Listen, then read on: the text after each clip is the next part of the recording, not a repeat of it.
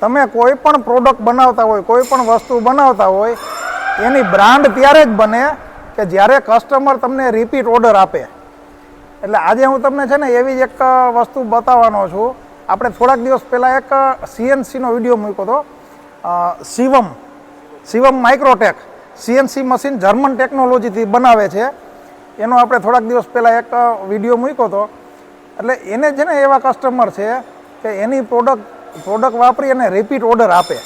અત્યારે તમને બતાવું છું, આ વિપુલભાઈ છે, ધર્માયુભાઈ છે, એ બે છે ને શિવમ માઇક્રોટેકના બેયનું સંચાલન કરે છે. બાકી અમારા કમલેશભાઈ, પંકજભાઈ, સંજયભાઈ, અમે બધા છે ને એ ફરીથી કાંઈથી નીકળ્યા એટલે આવ્યા હતા.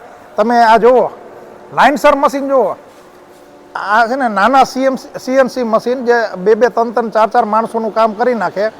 અને આ મશીન છે ને એક જ પાર્ટીનો રિપીટ ઓર્ડર છે, બરાબર. એટલે એની પાસે જે પાર્ટી આવે છે ને એ એક મશીન વાપરે ને એટલે એનો રિપીટ ઓર્ડર હોય જ.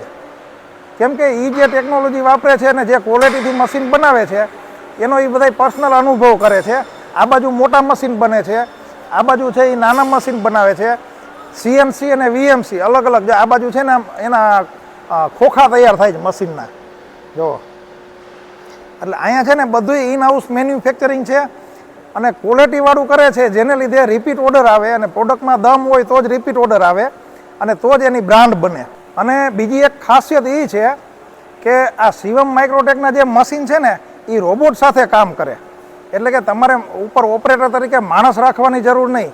તમે એવું કંઈક ઓટોમેશન કે કન્વેયર કે કંઈ રોબોટિક્સ ગોઠવી રાખ્યું હોય ને તો એની સાથે એ એટેચ થઈ જાય અને એ જે પ્રમાણે રોબોટ કામ આપે એ પ્રમાણે કામ કરે.